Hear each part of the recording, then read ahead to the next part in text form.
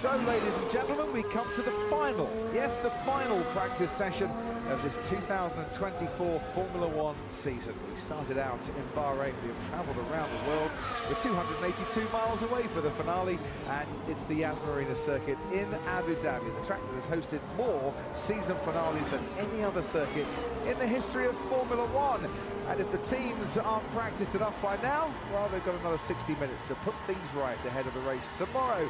3.28 miles long, this track, 65 and a bit % full throttle, 16 corners, and 215 miles an hour top speed with the aid of DRS. And the first zone has been shortened by 50 metres for this year, the zone between turn 5 and turn 6. It's a C5, softest tyre in the range for Pirelli, C4 is the medium, and the C3 is the hard, and the team's all saving a couple of sets of those hard compound tyres, maybe for practice this afternoon, maybe for the race tomorrow. Anthony Davidson alongside me. You'd think these teams will be practiced enough by now. Do they really need another hour? Absolutely, Crofty. You give them 364 days of testing a year, they'll still get to the final day wishing they had a bit more time. Yeah, practice makes perfect. Exactly. And, you know, especially in these changing conditions here as we have in Abu Dhabi, different times of session with some in the dark, some in the daylight. It's a windier day today. It's a circuit that really tests the cars in many different ways, and therefore with these ever so tricky cars to set up these days, these ground effect cars, you get it just slightly wrong. Just even half a millimetre of ride height change can have huge knock-on effects to the rest of your balance throughout the lap. So that's what they're working on today. We saw some teams get it closer to perfect and other teams, you know, a bit more on the back foot. But I don't know why they're bothering practicing, qualifying and racing. We all know who's going to win the race now. Oh yeah? We all know who is going to win the race on Sunday. Because McLaren were 1-2 in FP2. And they've only been 1-2 at 2 previous occasions this season. At Silverstone and at Spa. So, the form book suggests Lewis Hamilton is going to win the Abu Dhabi Grand Prix. He's won more Grand Prix here than anyone else. Why shouldn't it be him? But the fact that McLaren were 1 and 2 in practice 2 means Lewis has got it in the bag. Well, I like these stats. I love your stats, Crofty, but like we've always said, stats are there to be broken. I mean, I'd love Lewis to go out on a high, of course. We saw the emotion in Silverstone and when he won there, and you know, what better send-off for him in the Mercedes, for the team if he were to win. It would be a very tearful moment, wouldn't it? I think for many different reasons, but it's yeah, I love your stats, but you're wrong. Maybe there's a bit of optimism that goes with it, and there's absolutely no scientific proof whatsoever. But you know, from time to time, we do like to give you some entertainment on a Saturday. I take it back. Not wrong. It's difficult. Yeah. Not wrong yet. Not wrong yet. Exactly. Yeah. Valtteri Bottas is a man who won here. He got pole, didn't he, in 2017. One from pole, Valtteri Bottas. Lewis Hamilton's the only driver other than Max Verstappen to have won or taken pole at this track. Since then, 4 years in a row, Max Verstappen has taken pole and won here. But Ted Kravitz, he looked a long way from doing that in practice yesterday.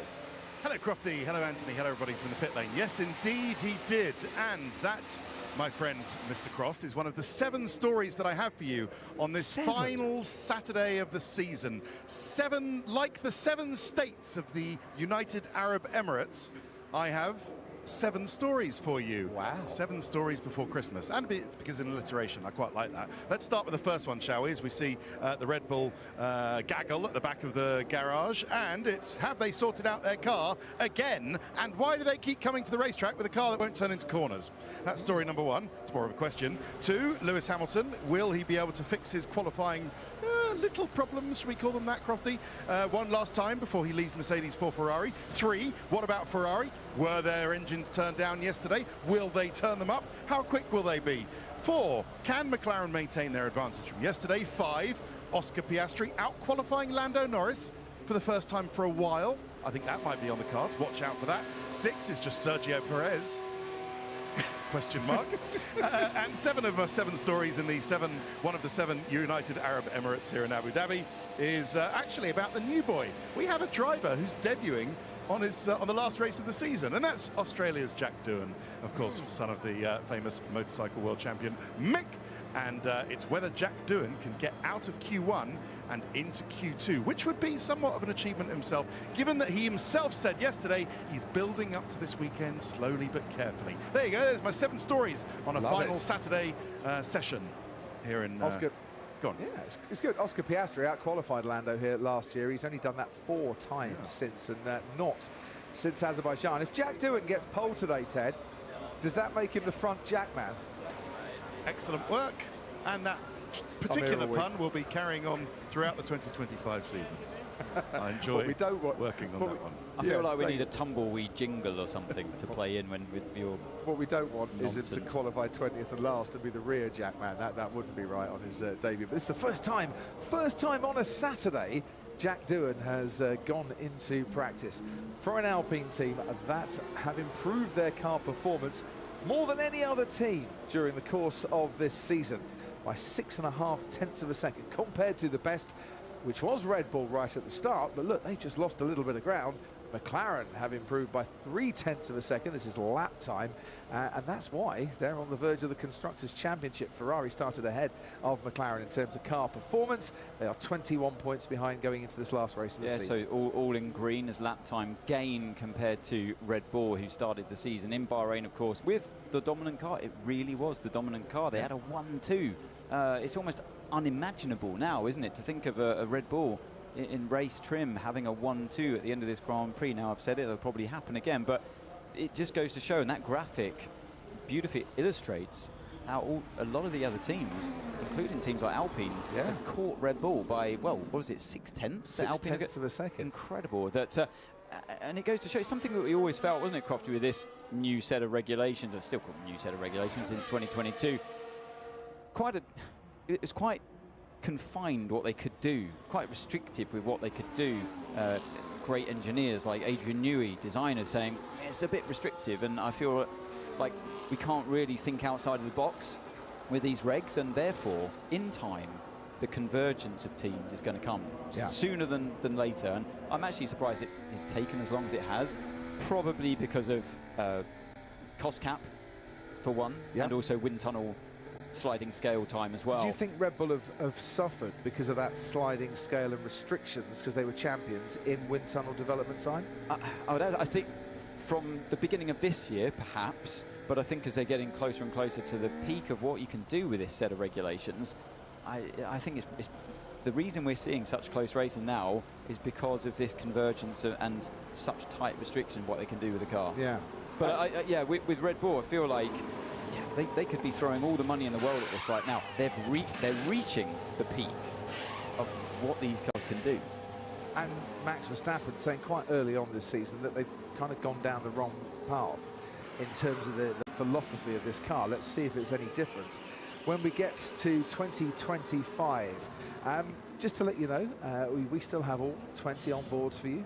Lando Norris is not in his car yet. He's still getting the briefing in the McLaren garage, but there's the QR code. If you want to use that, log in with your Sky ID. You can ride on board with any driver as they make their way around the track. We've got the team radio as well. And if you're on Sky Stream, Sky Q, Sky Glass, or Now, you can use the interactive button on your remote control. And if you press the button that says bring in Nico Rosberg, your wish is our command. All right, champ. Hello, everybody. Great to be back. It's great that you are back. Look, Lewis is on screen. We haven't done that deliberately. I promise you, we have no control over the pictures whatsoever. But this is his last weekend with Mercedes. What is it like to drive for the Mercedes team, and how much, A, did they miss you, and how much are they going to miss him? Of course, it's going to be, I mean, that's super emotional weekend. It's the greatest partnership in the history of Formula One between driver and team. Incredible story, incredible success. Yeah, and it comes to an end this weekend. One more drive. Yeah. And wants to interrupt me. Yeah, well, Crofty's stat was, Nico, that Crofty's stat is that it means that, I think it's going to be a good day. A good feeling. Good. A positive Fernando Alonso, who yesterday declared this the worst car ever. Yep. Well, he's been doing it long enough. So He'll have a gut feeling that it's a good day. Maybe yesterday someone told him you need to be a positive psychologist rather than a negative one. So Get out of bed the right. Speaking of which, he's making an effort. Speaking of which, back to Crofty's stat. Hamilton's going to win this race, according to the way his stats play out. I heard that on the way over. Is that why you sound so excited today? I'm unsure, Crofty. No, honestly, that would be the best outcome of the weekend if Hamilton would win. Yeah, because I would just full circle. It would be an amazing sign-off, send-off. I think that would be, and I'm sure a lot of fans would be agreeing with me at the moment. I think that would be a wonderful end to it if he did manage to win this weekend. But he's up against it because the McLarens mainly are just very, very strong. Yeah, but it's because the McLarens were 1 and 2 in FP2, having done that at Silverstone and done that at Spa, the only other times this season where Lewis Hamilton won. That's why he's going to go and win this race. I mean, it's as logical as an awful lot of other things that I've said during the course of the year, and we're still here talking logic on a Saturday. Right. Fernando Alonso's got his positive pants on. Pierre Gasly has had his positive racing boots on for a few races now, and I've been really impressed with him.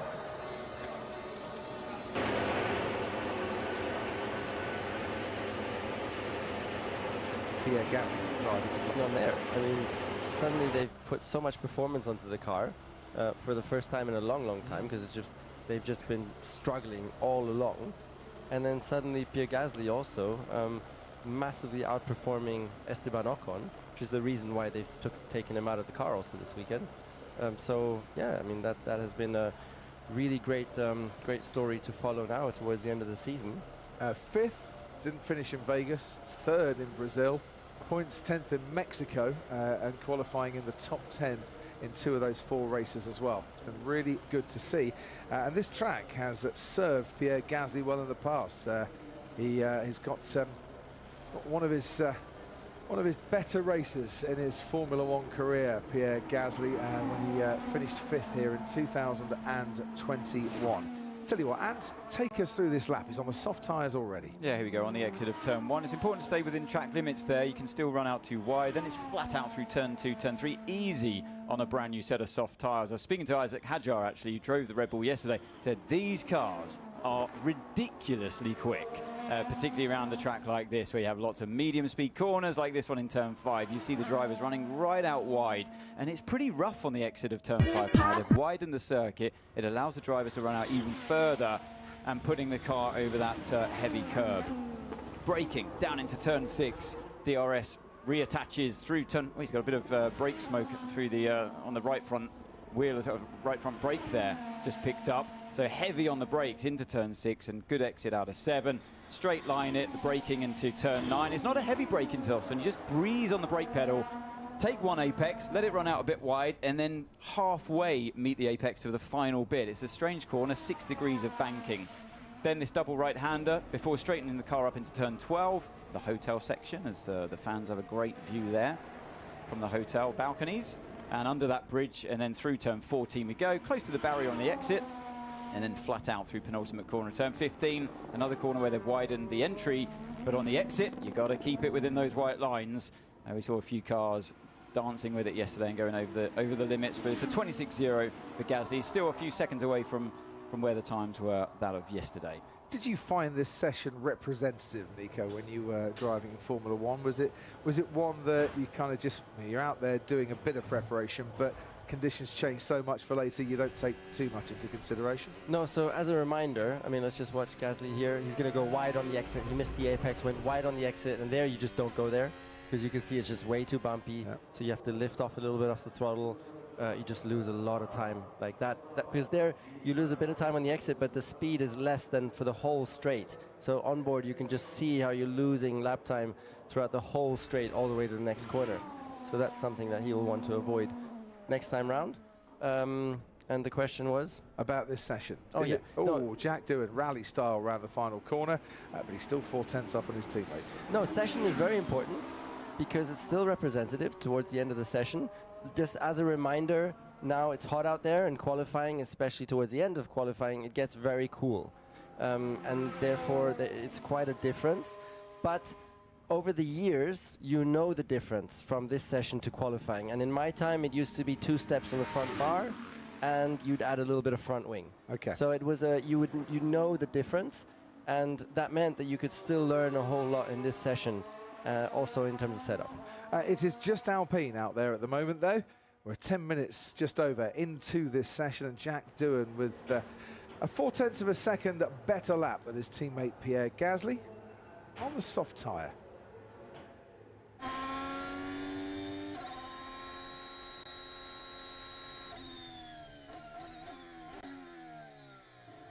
Nico. No, I just wanted to, I mean, you wanted to mention Jack Doohan, so completed over 1,000 kilometers of testing for Alpine at this very circuit. Yeah. Okay, that's interesting, huh? Because that means he should really be pretty much on the pace here, and it will be quite a fair comparison towards Gasly at this track. Of course, he's still a rookie and still getting going, but he should be, come qualifying, I would say maybe around, 5/10 would be maximum.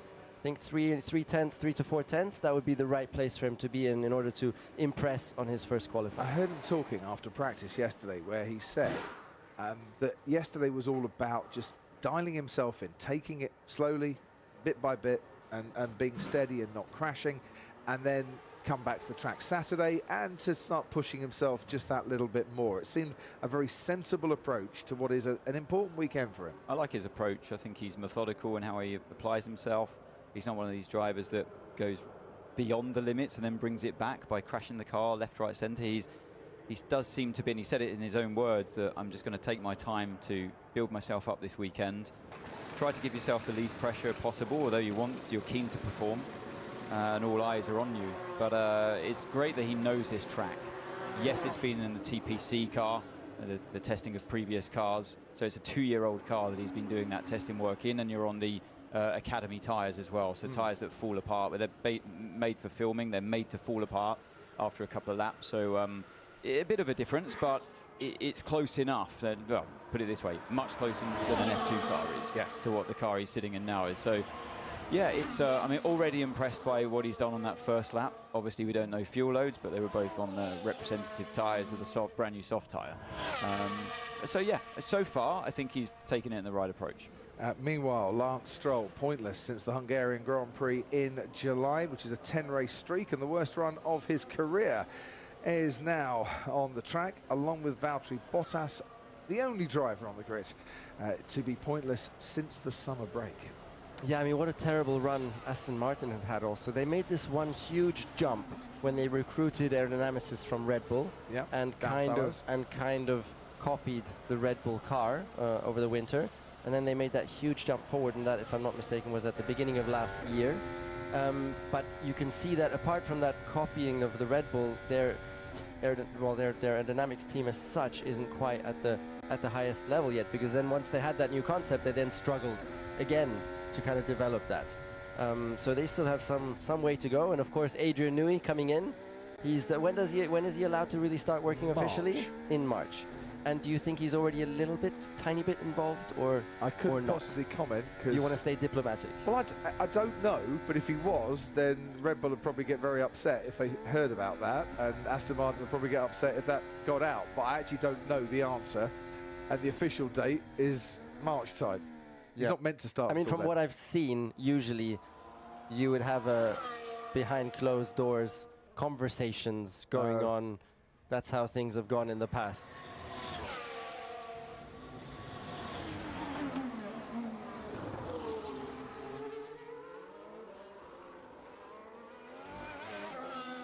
Fernando Alonso then out on the track along with Lance Stroll. We were just discussing Adrian Newey and his starting date for Aston Martin. I'm assured that his garden is looking lovely at the moment. He's been on gardening leave for a while.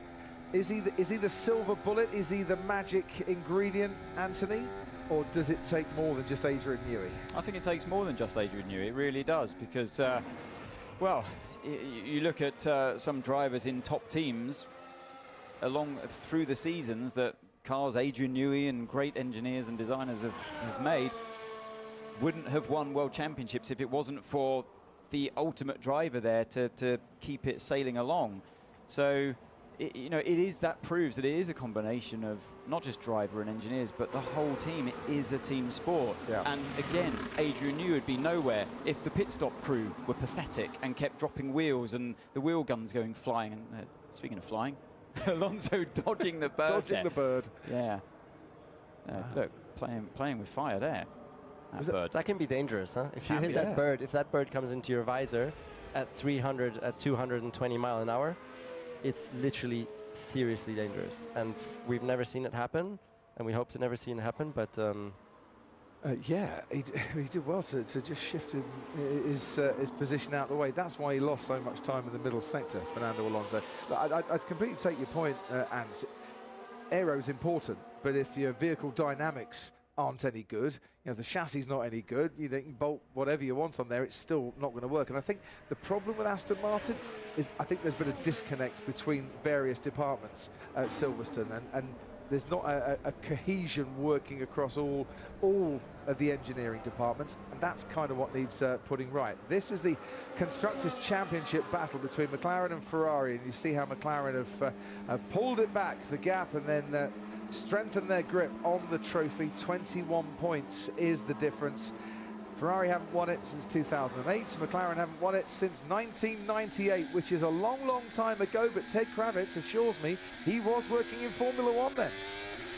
I was Crofty. I was in my second year, logging tapes in the back of a TV broadcast truck. One of the happiest years of my life, watching Mika Häkkinen and David Coulthard deliver the Constructors' Championship for McLaren. But down here at Haas F1, who were no more than just an idea, I guess, back then, they're working on their qualifying pace, especially because that's where they know that they've got a best chance of scoring. Was it six points over Alpine, which is going to be difficult. They've never done it before in any other weekend, but they're going to give it a go. Balance was good yesterday for Hülkenberg and for Magnussen. They're out now on the soft tyres, as more or less everybody is. I think you're watching the back end of a Ferrari. Just a quick one on Alpine that I forgot to mention. It's essentially Ocon's car that Doohan has taken over with the, not downgrades, but not with the upgrades that Gasly has. So they haven't managed to bring a new front wing and a front nose. The updated one that Gasly had in Qatar, they haven't managed to bring a new one, or if they have, they haven't put it on Doohan's car yet, for Jack Doohan on that second Alpine for the rest of the weekend. So bear that in mind when assessing Doohan's performance against his teammate. We certainly shall.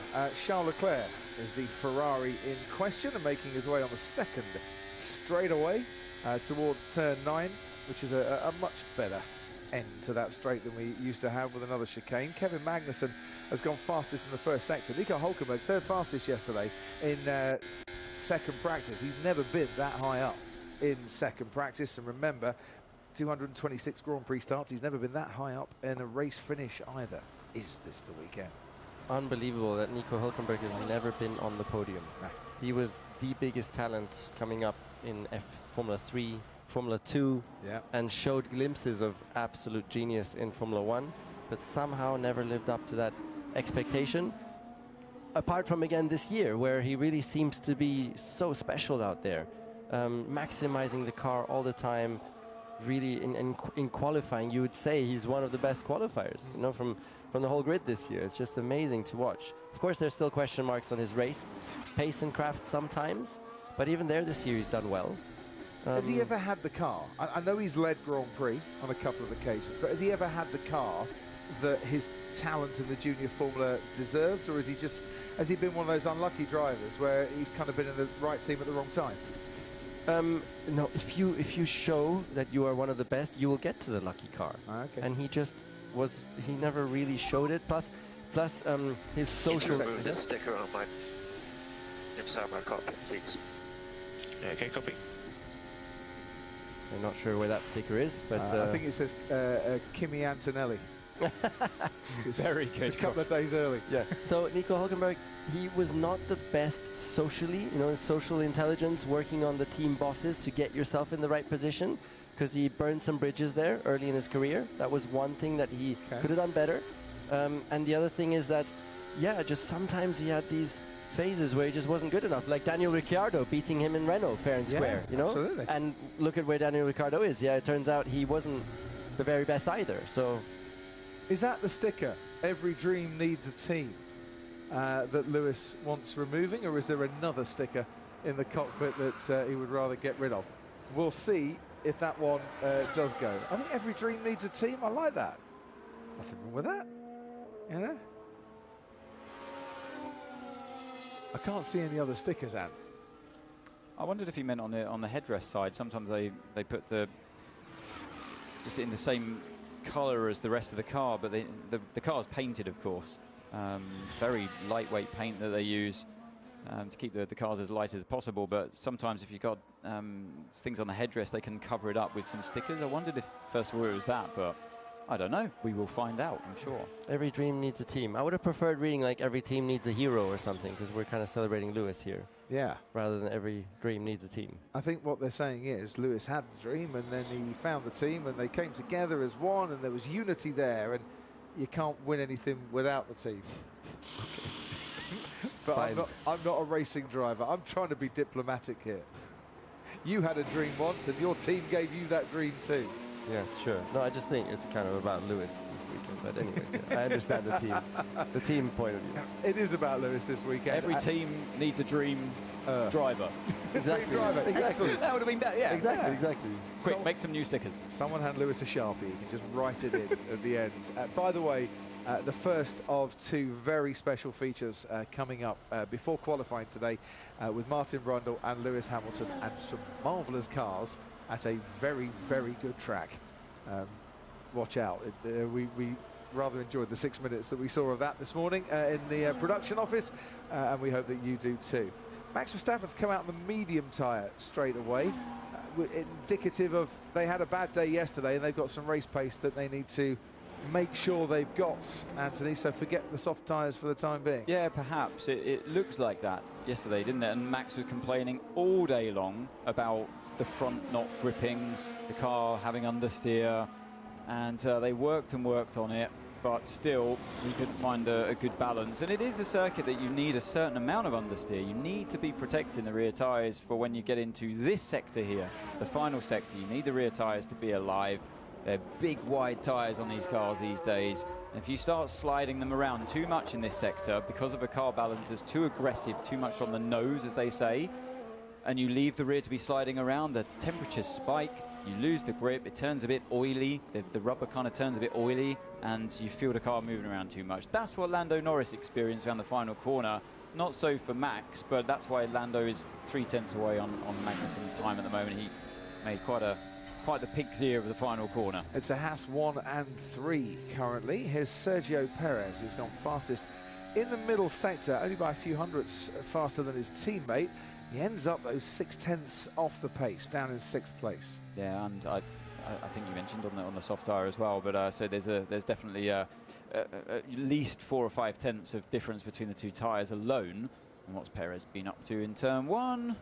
Bit wide. Off the track. So if that happens in qualifying, your lap time will be deleted. Not going to get deleted now, but it's something for the team to pass on your fastest lap. Well, for now, you went all 4 wheels over that white line. And Max is another one, Nico, taking the line that you think is not the best, i.e. too wide, out of the hairpin.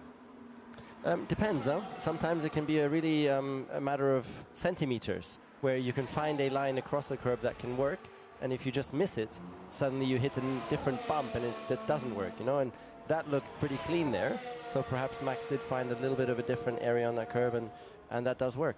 Maybe that is the limit then. Anything wider of that is not where you want to be. Alex Albon on a soft compound tyre through the first sector of 17.3. Pretty handy. Ted, down to you. Sticker update, Crofty. Sticker update. Oh, yes. Do you want a sticker? It's been removed. Somewhere around. Sorry. And it was. Every team needs a dream.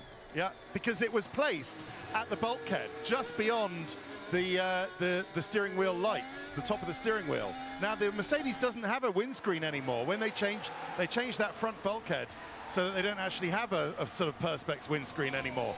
But on George's car, I don't know if you're looking at an onboard of Lewis. We are. If the magic people who do the magic can switch to George's car, it's still on George's car, the inspirational sticker.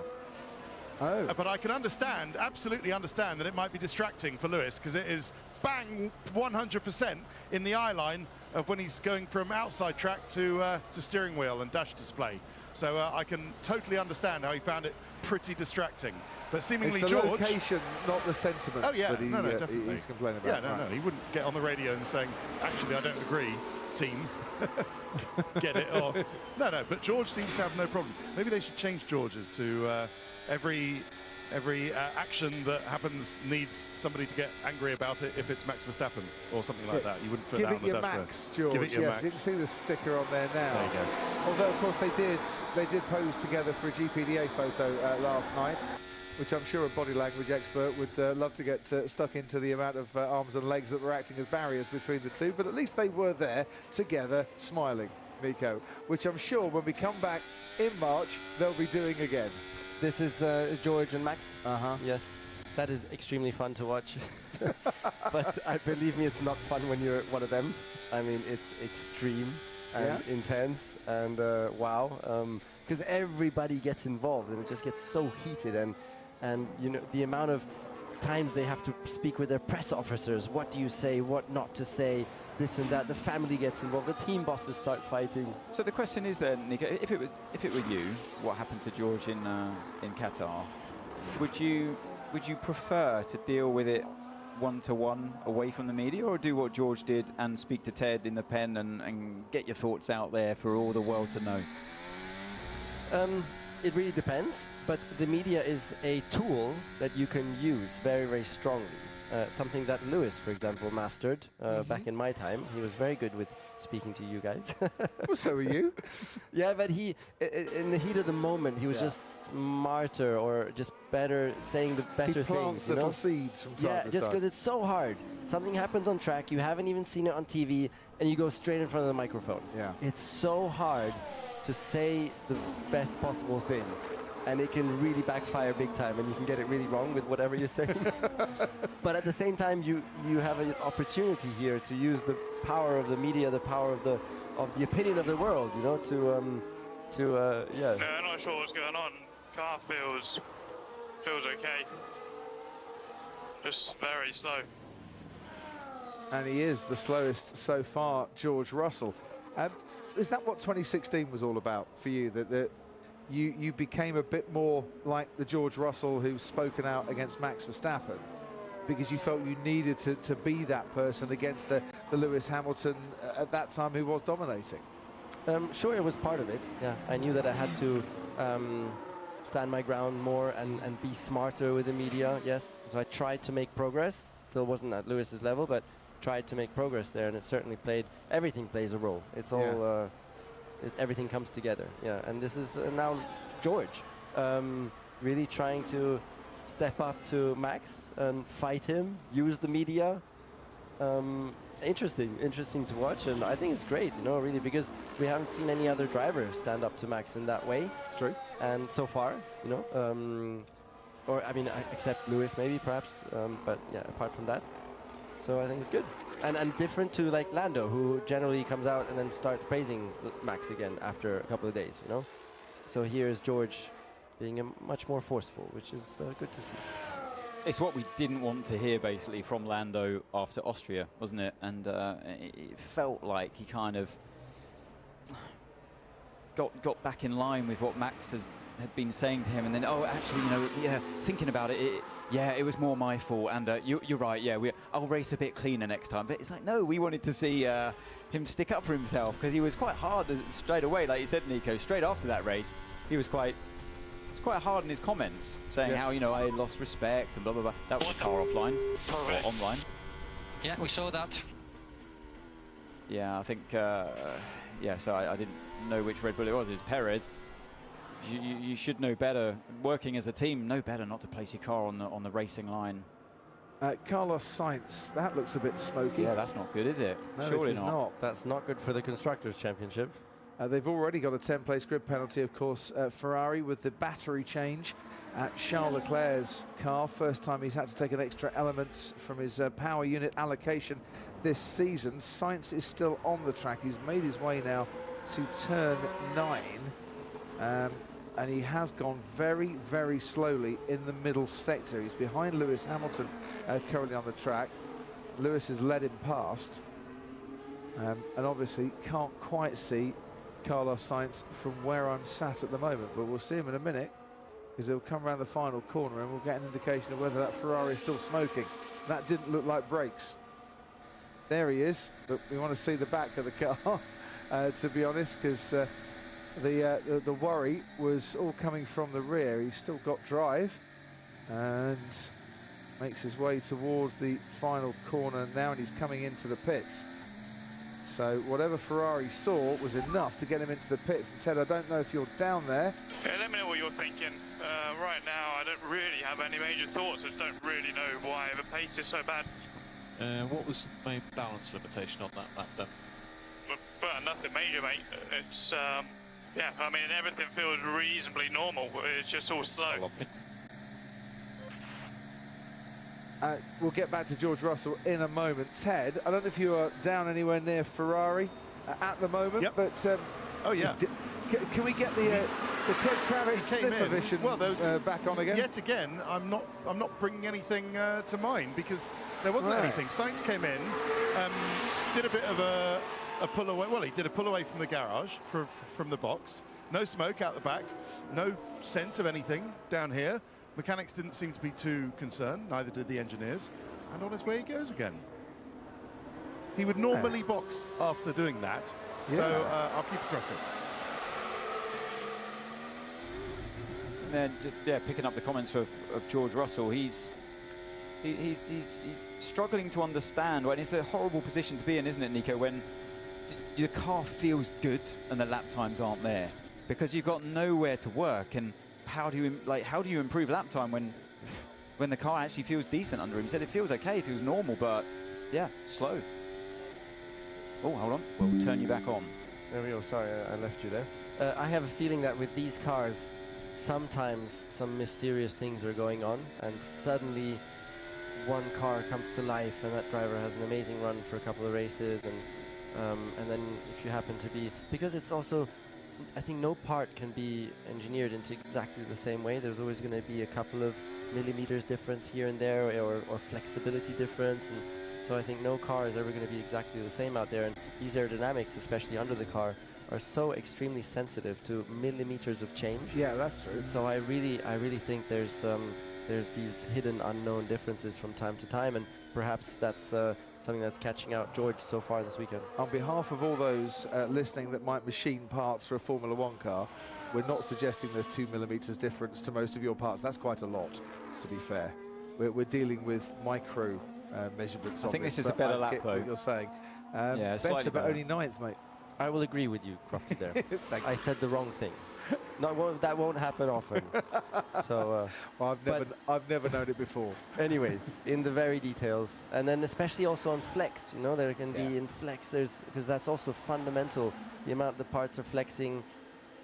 That's my feeling. That is something that I think is going on out there. It's why we sometimes see drivers resort to changing a chassis. We all know deep down it's not. The chassis is just a part, the cell that everything bolts onto. There's no real rhyme or reason as to why it should be the chassis, but sometimes it can be, and nobody really seems to have the answer, as Piastri would have had that lap time deleted if this was qualifying. He would, and his teammate lost time as well. We've got a mixture of tyres being used at the moment. Top of the times, though, Kevin Magnussen on the soft tyres, from Max Verstappen on the medium, and Lando Norris on the soft, and Hulkenberg making it 2 Haas cars in the top 4, with Lewis Hamilton 5th currently for Mercedes.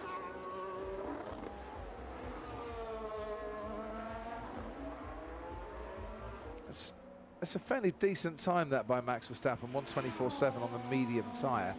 So Gasly was out early on the soft compound tyres, and this is his 3rd stint on the track, I think, on these tyres, and he goes to a 1:25.0, currently 8th fastest. Only a 1.3 second spread between the entire field currently, and Carlos Sainz on the medium and putting in a push lap. Let's have a listen to this then.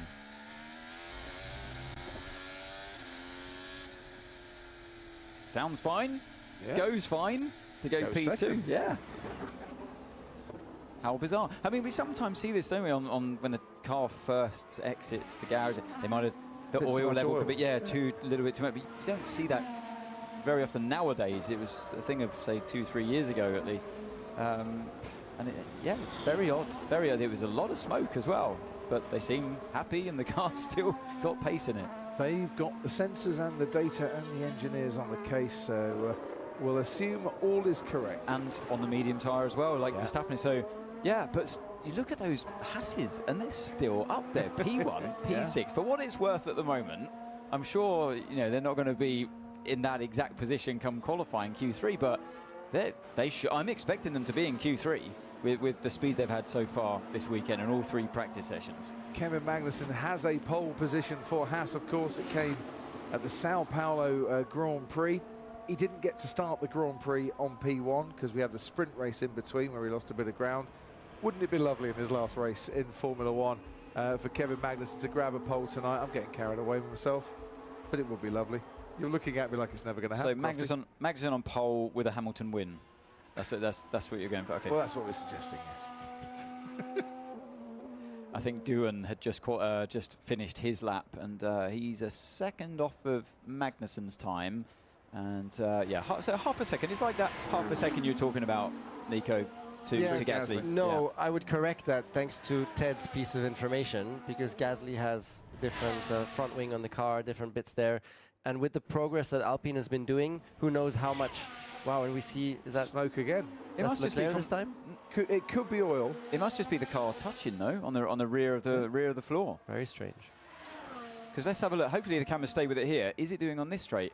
No. Way less. No. So on the bumpier part of the track through turn 3 and the compression through turn 4, seems a little bit there. It's happening over the bumps. Yeah. It must be the rear of the floor. So yeah, odd one. Is this a worry for plank wear? This sort of track, it's not normally that bumpy, is it? It's not a worry because they carefully estimate that from the results from free practice. It's really an important art, you know, that you take the plank wear from free practice and you see where do you start, where do you end, and calculate that with fuel loads, lap times, and everything, and then you project that forward, how much plank wear you're expecting in the race, and that's how high or low you set the car then on the ride height. And it's a super important element to performance because you want to be as low as possible. And without taking risks like George Russell being disqualified then, you know. And if you remember Austin last year, Leclerc and Hamilton both got excluded, didn't they, for plank wear? It's a very tricky thing to get right. But also, I know George.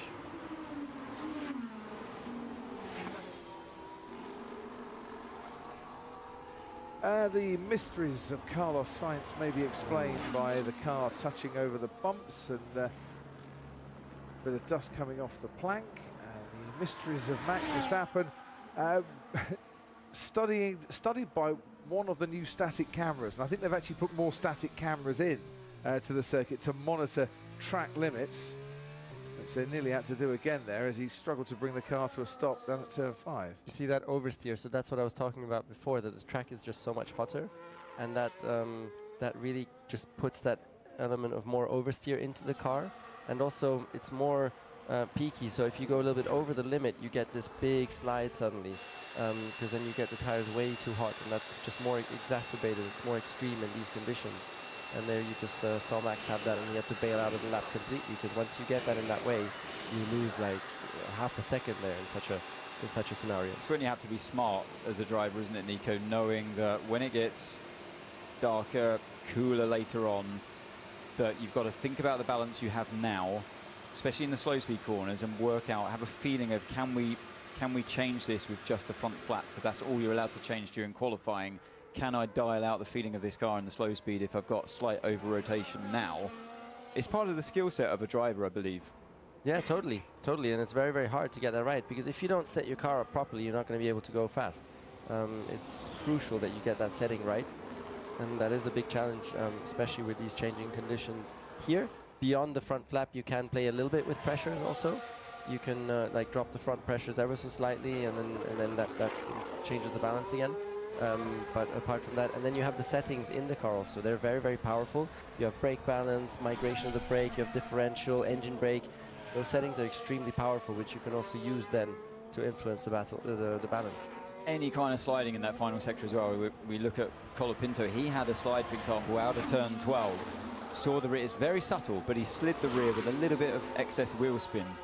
And that stays with you through 13 and 14 and the exit of the final corner as well, where you really need that traction.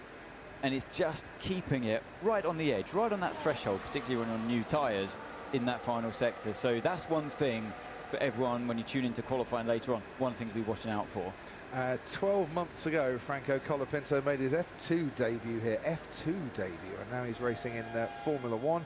Don't forget, really exciting finish to the F2 season coming your way, and we've got everything as usual on Sky Sports F1. Jack Doohan, 6 F2 wins.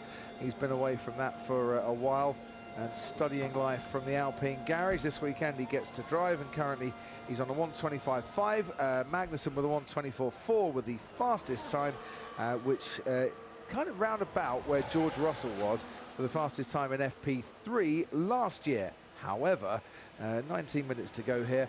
Expect the times to start tumbling soon, because we'll go for the real qualifying simulations. Ted, down to you. Down at RB, soon to be known as Racing Bulls, previously known as Toro Rosso and AlphaTauri, and before that, Minardi, of course. So we haven't seen, I think saying that we haven't seen speed from them so far in this session is an understatement, Crofty, given that they are, I think, last and currently second last. Correct. But they have been doing some race runs, and they're about to go out and show us how good their upgrade is. Yes, it might be the last race of the season, but RB have been working hard on a new front wing and a new front wing main plane flap as well. So let's see how good it is. Lawson and Sonoda just poised, waiting to go out, and they want answers down here at RB, because obviously it's been a bit of a difficult season. Started well, put an upgrade that actually turned out to be a downgrade on the car, and then sort of spent the rest of the season recovering from it. But yeah, let's see if this front wing works when they go out in a minute or so. And I'm sure taking that front wing through, that philosophy through to next year as well. Alex Albon, a 17.1 and a 36.3, the fastest 2 sectors we have had so far. I told you the times were going to start tumbling. New sets of soft compound tyres, that looked pretty good through there. Yeah, it was nicely done. So that's what you're looking out for, not oversliding the car like Colapinto did. That was right on the limit. Driving well on this lap is Alex Albon, and I feel like he needs a better weekend. He needs to end this season on a better weekend, and yeah, he's done a nice lap there. Personal best in the final sector as well, just to end that lap, and he'll be looking to drive just like that later on this afternoon. Let's head to the McLaren pit wall, shall we? Zach Brown is their CEO. He is with us this weekend. Zach, 17 minutes to go. What have you been working on and trying to fix and get right in this session so far? Trying to get the balance of our car right. Drivers aren't happy yet. We're just about ready to go out on a new run, see if some of the changes we've made will be beneficial. And I think everyone will start to go out on their final performance run here shortly. Yeah, Zach, it's Anthony here. So yesterday we heard Lando saying that he was struggling a little, not struggling, but feeling a bit of understeer in the car, mostly working towards the race runs where you need that kind of balance. But today I'm watching the car that's a little bit loose on the rear, perhaps. So we saw that in the final corner, for example. Yep, no, they're definitely, they're both complaining of oversteer. So I think we've gotten the front more dialed in, but to the detriment to the rear. With these race cars, what you do to the front clearly has an impact on the rear and vice versa. So just trying to get it settled. Zach, it's Nico here. We haven't really seen anything from the Red Bulls yet. It's difficult to judge where they are. Do you still expect them to give you a run for your money there in qualifying, or do you think they're a step behind you? No, we're expecting Max to be specifically right there.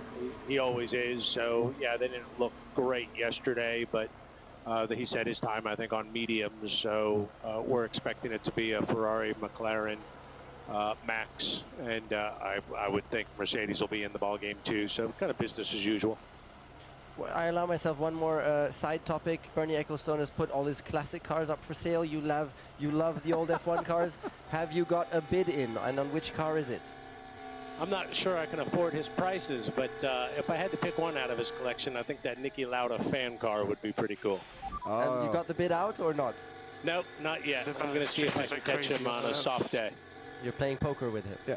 You know, Zach, he's only asking you because he wants to make sure he's not bidding against you on this one. Yeah, exactly. Well, Nico could outbid me, so maybe we'll have to cut a deal. Ooh, you could share it. Go for drives together. Zach, thanks ever so much indeed. Great to have you with us. Which car are you going to bid for then? So I've bid on the 35 million Schumacher one. Have you? Yeah, just kidding. That was a joke. You had both of us. You totally have it. I was like... Well, sorry, last time you were with us in the commentary box, you revealed that you've been asked to become an owner of a team. And we thought, you know, obviously business must be good. Yes. Because, you know, you're looking pretty sharp at the moment, you know. But that's the one you would go for? No, I don't. I'm not. No. Has he got any of your old cars? No, I didn't see any. I didn't see any. I think he's really focused on. There was a lot of red. A lot of red, huh? Yeah, yeah. There was a lot of red. I didn't see much. I don't know. Did he have any McLarens even? Mercedes? I didn't see any. I'm sure there must be. To be honest, it's all a little bit out of my price range. Oh, which car would you go unless for? There's a Ford Anglia in there, I don't think there's anything that's in my price range at all. To be fair. Yeah, I could happily trade in my van if you wanted for one. It's a nice van. If you haven't seen the story, Bernie Ecclestone is putting up his car collection for sale. Somebody is going to own a very, very nice piece of Formula One history. And Ted Kravitz, I'm sure you'd be bidding if you could as well. I've been drooling over it. It's called the Ecclestone Grand Prix Collection. Just search for it online and you'll see. But I absolutely agree with, I mean, all the Van Walls, the Ferraris, a lot of the Brabhams look really good, but I totally agree with Zach Brown, is that's the only fan car. It still works, and it was the one that won and then was banned and never was seen again.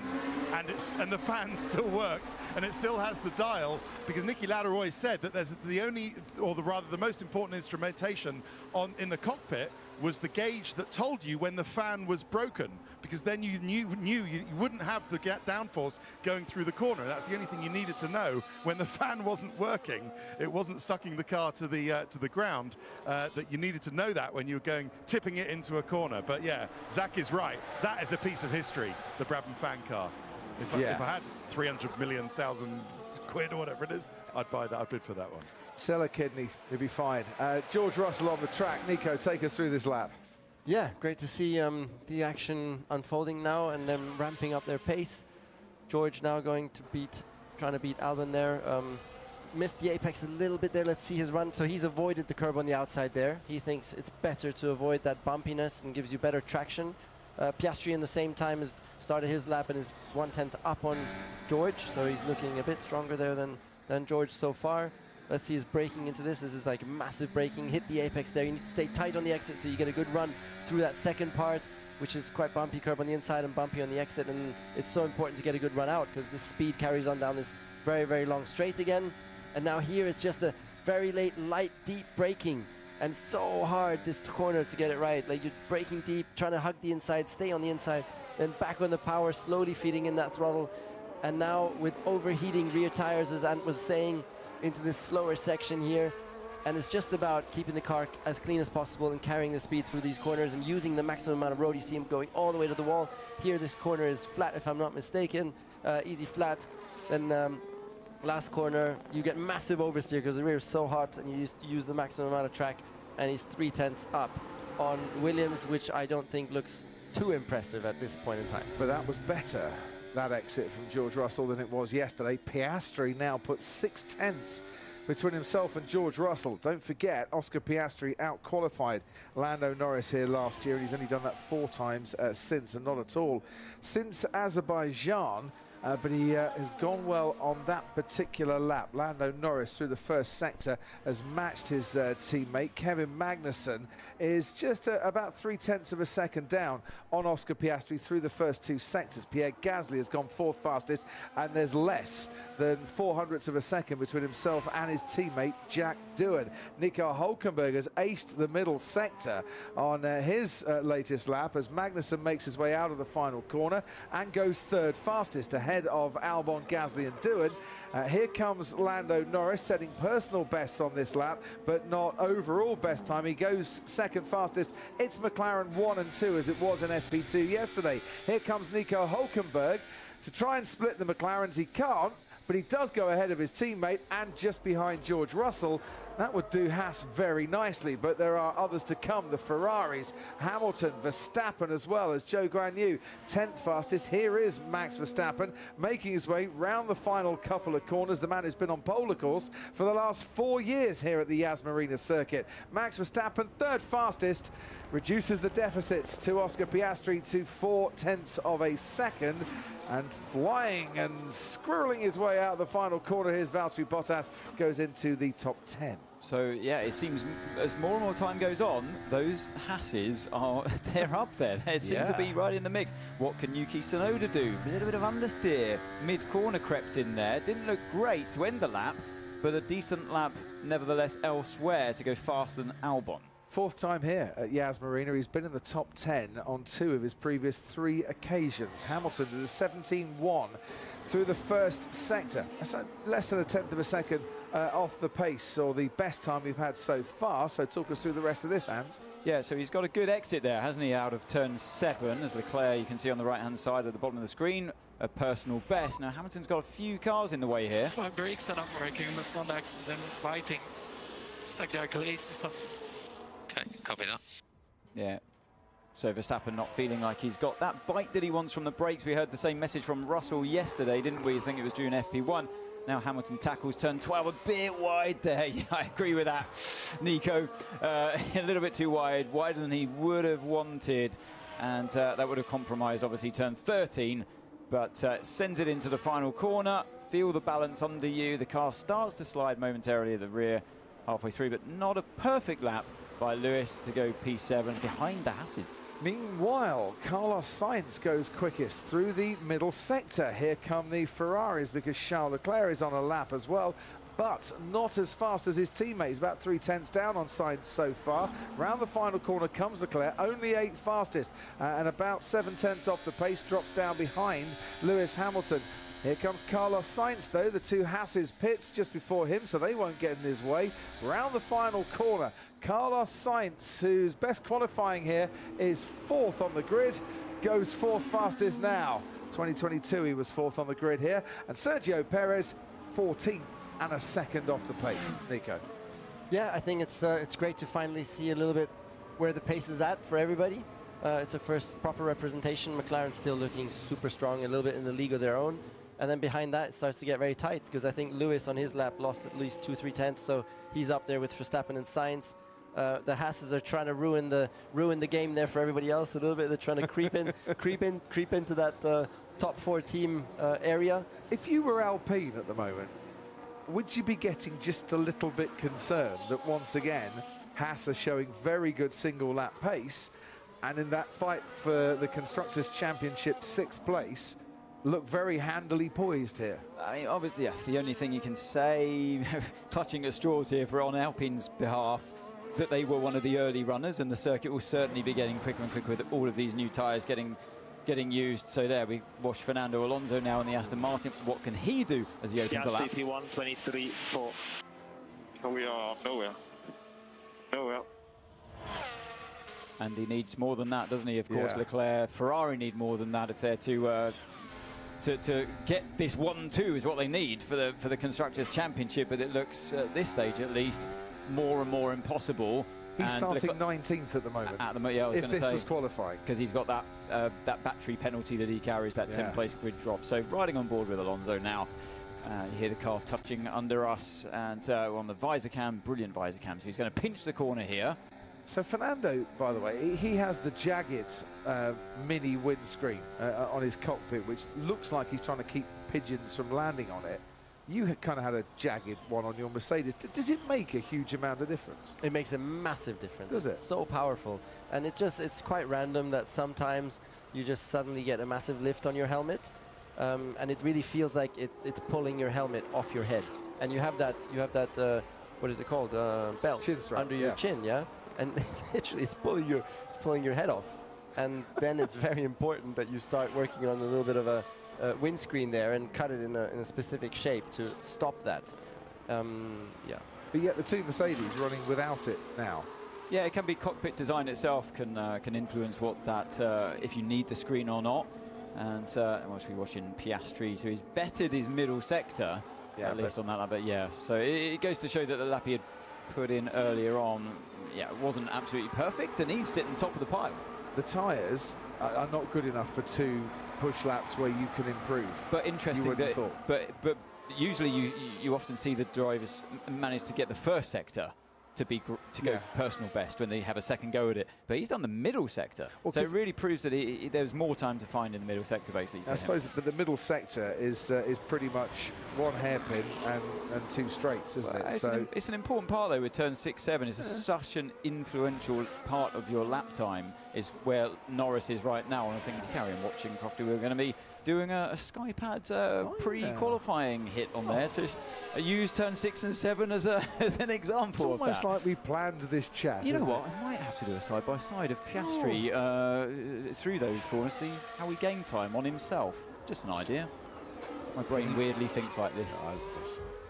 Long since stopped worrying about the way your brain thinks, to be fair. Just accept it. Oh dear. Look, Magnussen's gone quickest for himself in the middle sector again. And that's not where Lando Norris wants to be placing the car in qualifying later on. So yeah, the McLaren doesn't look, although it's the fastest, it doesn't look as nice to drive as it did yesterday. Look at this. This is what we were talking about, wasn't it? The rear tyres start to overheat.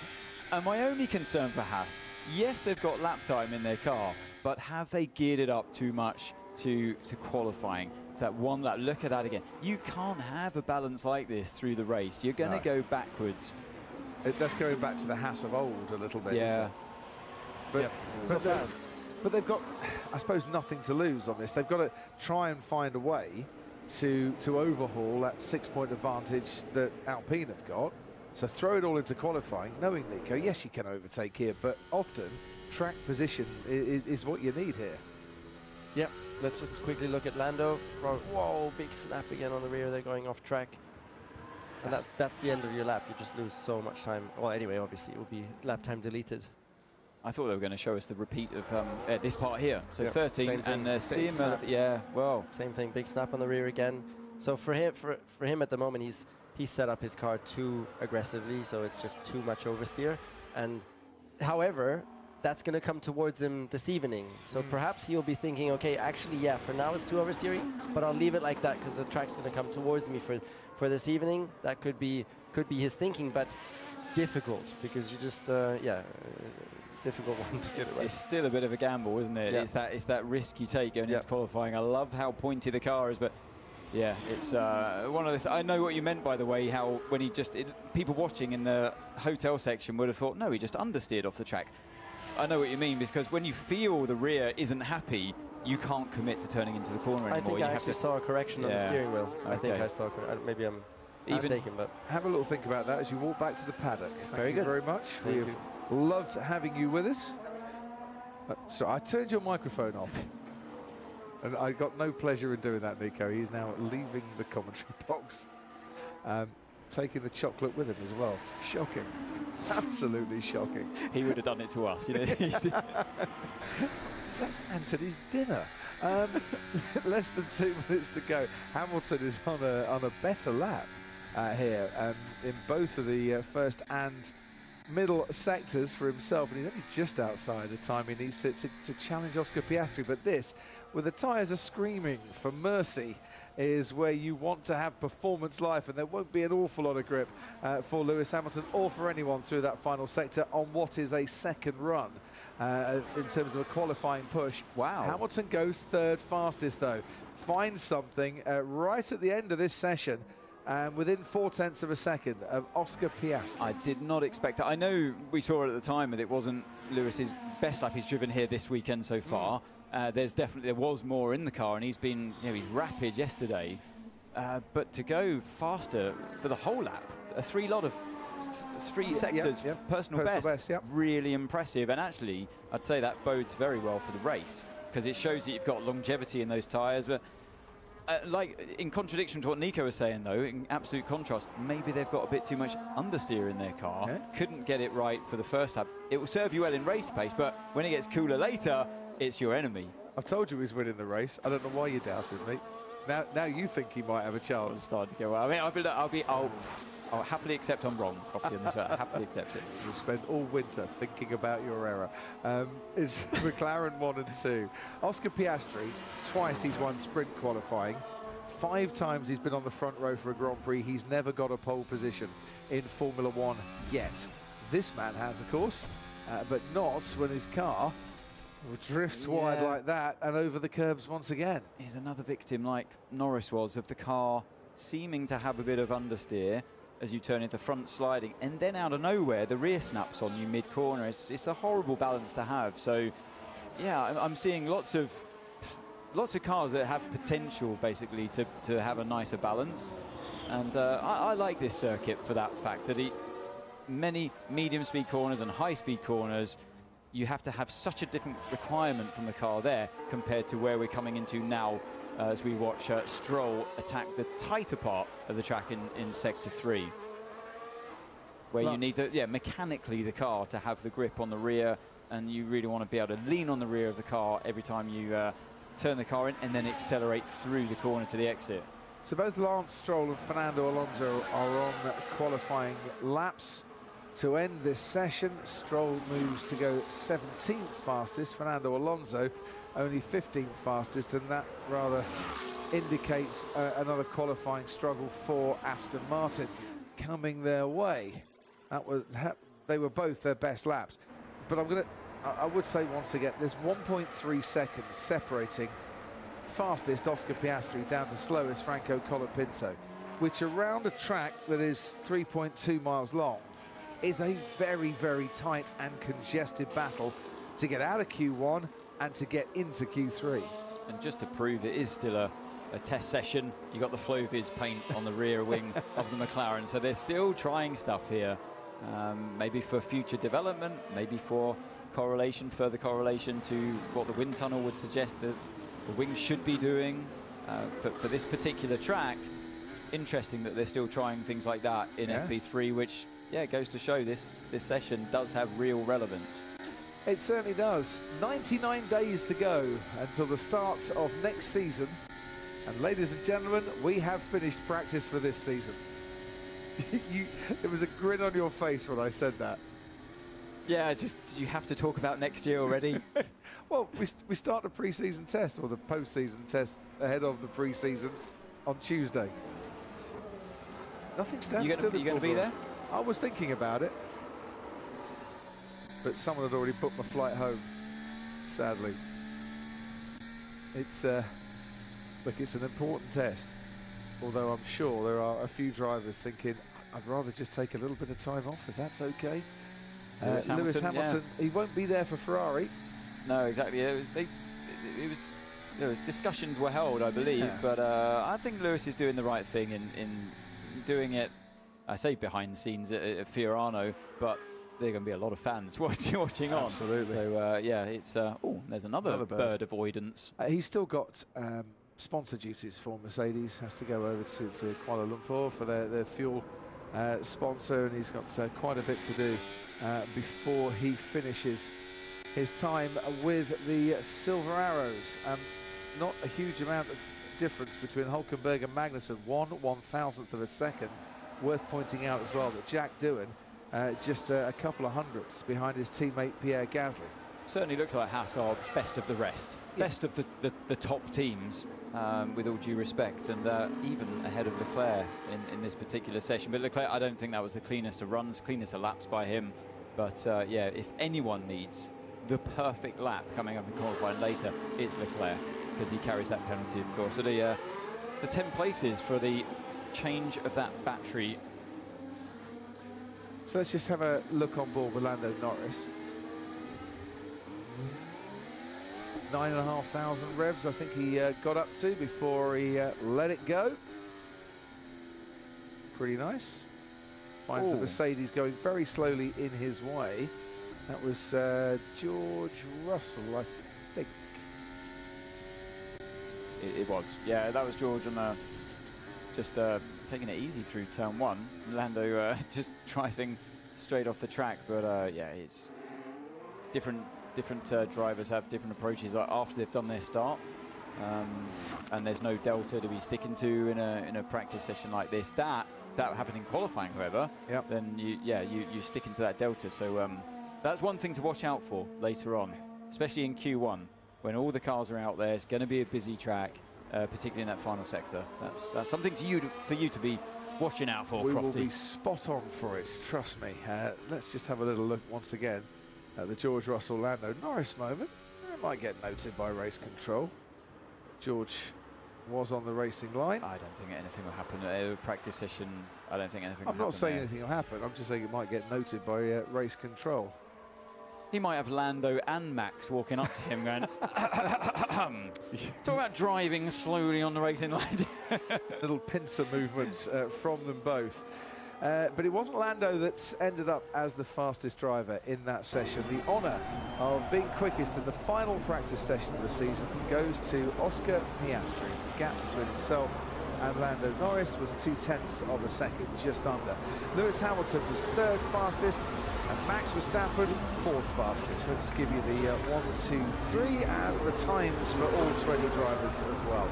Carlos Sainz, the lead Ferrari, 5th fastest and nearly half a second off the pace. George Russell and Nico Hülkenberg and Kevin Magnussen separated by about 2/100ths of a second, and Charles Leclerc into that fight as well. Sergio Perez just squeezed into the top 10 in the end.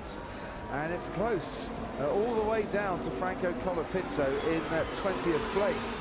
Look at this, Yuki Tsunoda, who's just had a practice start, which you described as shocking, in 11th. Alex Albon, 300ths slower. Pierre Gasly, 300ths slower. Jack Doohan, 200ths slower, and it carries on, and only 1.3 seconds between Franco Colapinto and Oscar Piastri. Qualifying to come for the Abu Dhabi Grand Prix. Could be tight, this one. Don't miss it.